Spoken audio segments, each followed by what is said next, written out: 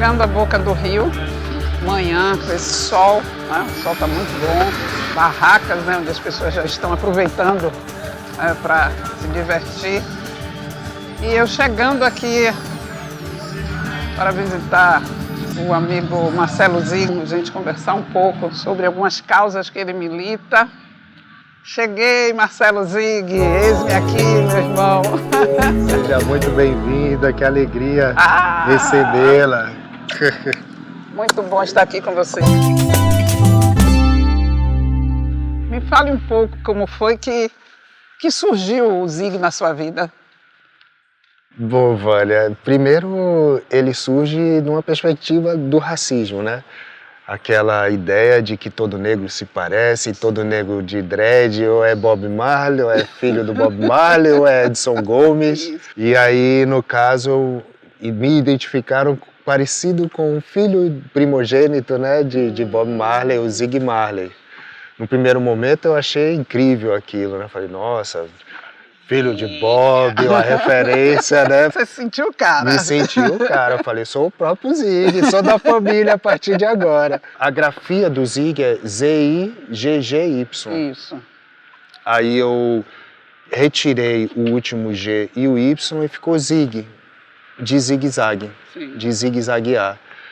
Que faz muito mais referência, tem muito mais identidade com a minha vida, porque a água é um elemento muito forte na minha vida. A água é o elemento do meu signo, eu começo a nadar muito cedo por causa de problemas respiratórios, depois eu migro para a prática do surf, que me deu uma capacidade pulmonar muito boa, que foi o que me manteve vivo enquanto eu estava boiando consciente durante o meu acidente, que me tornou uma pessoa com deficiência. Eu me acidento nas águas de um rio, né, aqui, um local chamado Arembepe, no rio Capivara. E a água, ela tem duas formas, né, de enfrentar os obstáculos, né? Ou ela tanto bate até que fura, ou ela contorna o obstáculo e segue, ou seja, ela zigue-zagueia o obstáculo e segue, e faz relação direto com a cadeira de rodas, que é um movimento também. E aí ficou Zig, e agora eu me identifico de fato com esse apelido que veio numa perspectiva racista e hoje realmente compõe a minha identidade. Esse, né, o Zig. Sim. Que legal, muito interessante isso. Eu passo a me relacionar com a irmã desse amigo de escola que estava nesse passeio, pós-acidente, e ela engravida. No meu aniversário, ela fez uma surpresa para mim, aquela coisa de filme, amarrou uma venda nos meus olhos, pá, quando tirou a venda eu estava dentro da garagem de um motel. E aí eu falei, sério? Você me trouxe para um motel? Que massa! Que maravilha! Oh, que ótimo, vamos então! E aí saí do carro, passei para a cadeira de rodas, e na hora de entrar no quarto, não entra no quarto porque não tem rampa. Olha, começou aí. E aí ela liga para a recepção, que liga para a portaria, que liga para a gerência, que liga para todo mundo. E aí deslocaram 2 seguranças para me carregar e me colocar na cama do quarto. E enquanto eles me carregavam, eu dizia, sabe o que é mais complicado disso, irmãos? É que vocês vão ter que voltar depois para me resgatar disso aqui. Sim, me fale uma coisa, eu vi que seu pai também, ele era, né, bastante ativista, né? Porque eu vejo que você tem, né, o seu ativismo, você é diretor de comunicação da Inclua. E vi que seu pai, ele já foi jogador pela lateral direito, né? Isso. Se percebe, né, deu para ver pelas fotos, que ele era um cara militante, resistente dentro da realidade da época. Imagina, ele conseguiu disputar uma Copa do Mundo, jogar fora do país, isso no início da década de 80, e que firmava a sua negritude, né? O cara tinha um black power gigante. Eu sou bisneto de Maria de São Pedro, que é a primeira mulher negra quituteira a ter um restaurante de comidas afro-brasileiras em Salvador, na verdade no Brasil. Sim. Minha mãe esteve recentemente em São Paulo e esteve lá no Museu Preto lá, e ela viu a foto lá da nossa coroa lá. Que maravilha, né? Então é uma família cheia de talentos, né?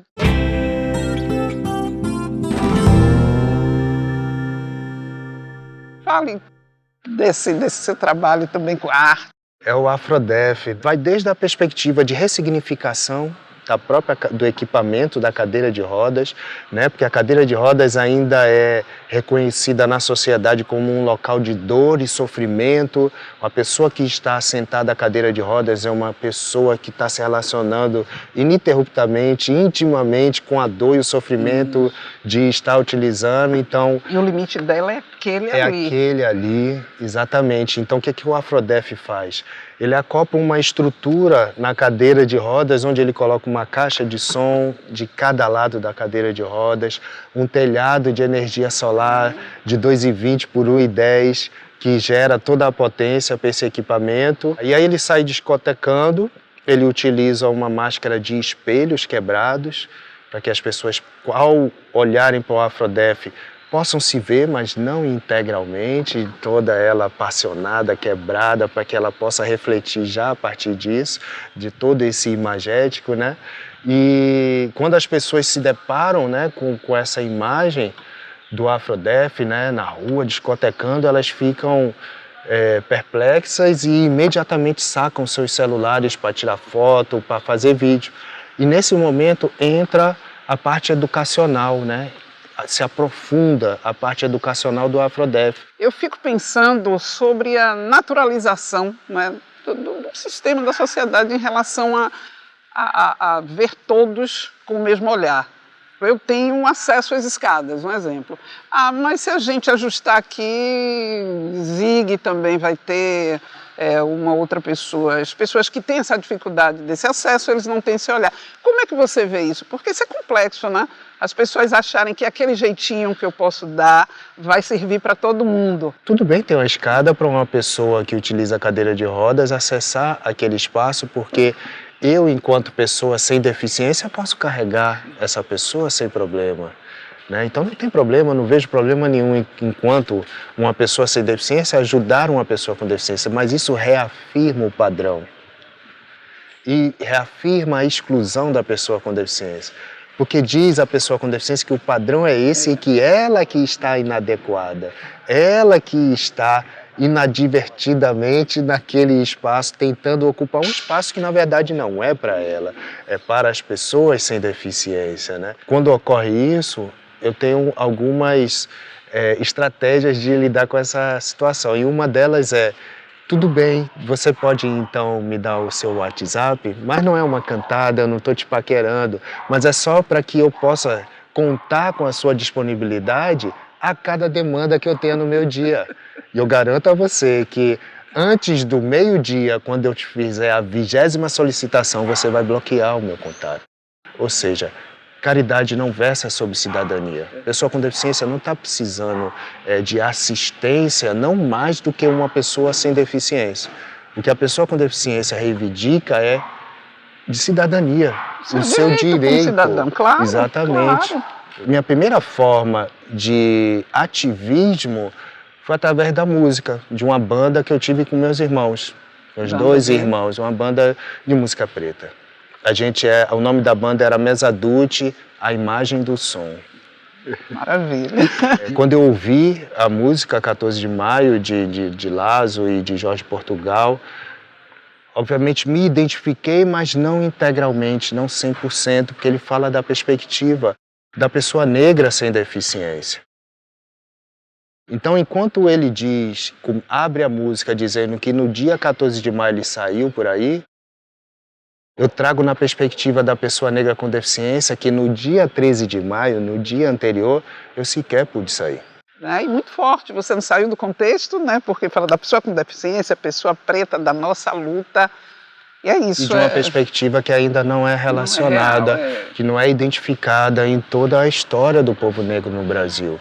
A gente não dialoga sobre a perspectiva da pessoa negra com deficiência, porque a pessoa com deficiência é lida por toda a sociedade como uma pessoa incapaz, como um fardo, como um peso. Então ela não é produtora de cultura, de história, de luta, mas quem garante que na história do povo negro, de resistência, de luta, não tivemos pessoas com deficiência importantes nesse processo que continuam invisibilizadas.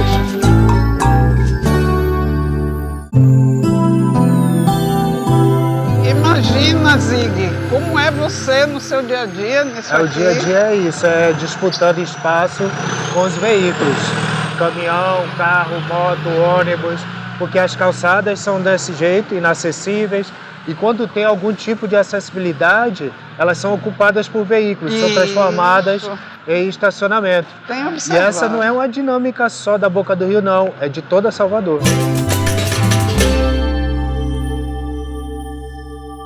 As práticas de acessibilidade que já ocorrem nas cidades, elas devem ser ampliadas de forma a contemplar a presença e a participação da pessoa com deficiência. Não criar um anexo, um novo debate, como se a acessibilidade não fosse um recurso que a pessoa sem deficiência também utiliza.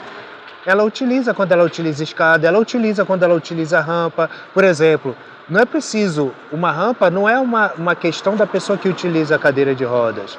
Uma pessoa que está empurrando um carrinho de bebê vai ter necessidade de rampa. Uma pessoa que está com a mobilidade reduzida temporariamente, uma pessoa que utiliza muleta, bengala, ou mesmo uma pessoa sem deficiência que está cansada e não está a fim de subir escada. E uma pessoa idosa, Uma né? pessoa idosa.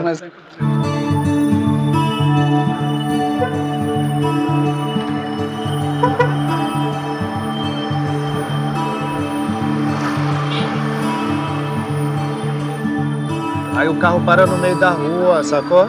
Aí você vai por aqui, eu vou por cá. Que a gente não enxerga, né?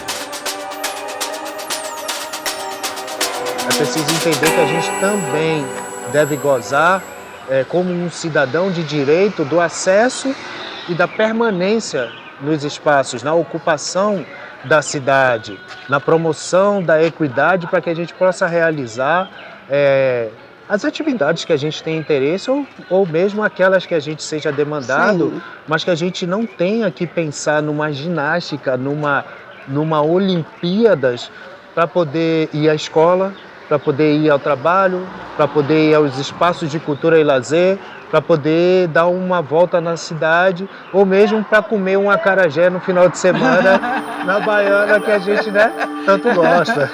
E aí, mano, não tem rampa aqui, ó.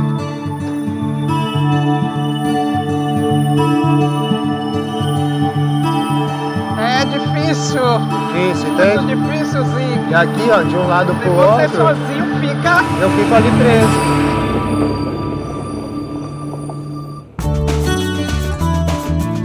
Um brinde, Vânia. A esse encontro maravilhoso.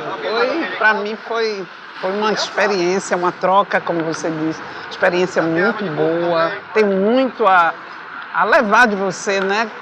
Com as suas falas dessa manhã, me serviu assim para o resto da vida, para ter um outro olhar, né, Zig? Maravilha. Para as pessoas com deficiência, as dificuldades que vocês enfrentam diariamente. Eu agradeço a você por essa oportunidade de estar contigo.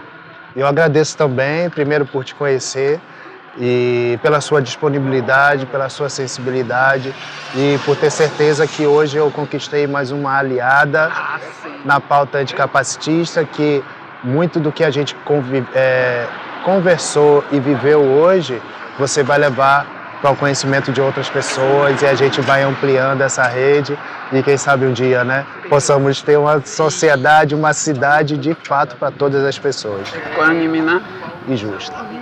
Vamos brindar mais uma vez, em vivo, para nós.